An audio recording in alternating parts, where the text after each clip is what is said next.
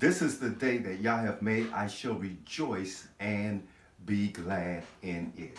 Today we're going to do something different today. Today we are going to deal with the first two letters in the Hebrew. Either you say Aleph Tav or Aleph Beit. You can use either or and they will be correct. And the first letter that we're going to be dealing with is Aleph. I wrote it three different ways. And the second letter will be Beit. And the Aleph and Beit spells this Hebrew word that you are familiar with. The first letter, Aleph, this is Aleph written in the what we call the Masoretic text, the Aramaic, and this is Aleph in the Paleo Hebrew, and this is Aleph in script form. All three of these are Aleph. Now, Aleph, if you notice in the Paleo, this is a symbol of what you consider a ox head. The Aleph is basically, the meaning of Aleph is the strong man.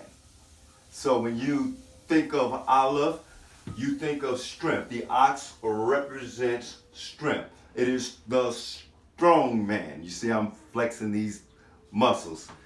And Beit, the second letter. This is Beit from the Masoretic text. This is Beit in the Paleo Hebrew, and this is Beit in the Hebrew script. And Beit is house. Anytime you hear that Beit sound, it is house.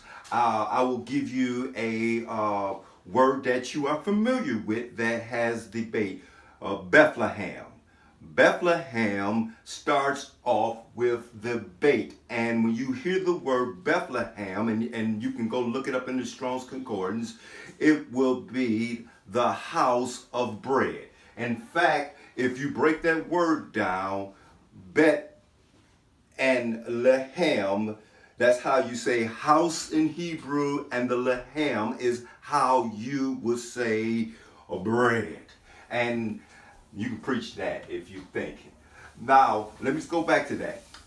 Bethlehem, now I want you to understand that we talk about the Messiah, right? When you refer to him as the bread of life, and he was born in Bethlehem, the house of bread. Now, this is a Hebrew word that you are familiar with.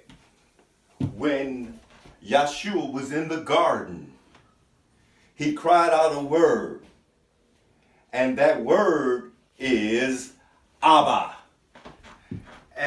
which is the Hebrew word for father, and it is spelled Aleph, Beit, and Aleph. And from Hebrew, when you read these words, they unlike English, they are read from right to left, and the same way that Arabic is written, from right to left and not from left to right like we do in there. And so for a quick review, this is the Aleph, which is the equivalent of the A, and this is the Beit, which is equivalent to the B, and this is Aleph, Beit, Aleph, which spells the word Aleph.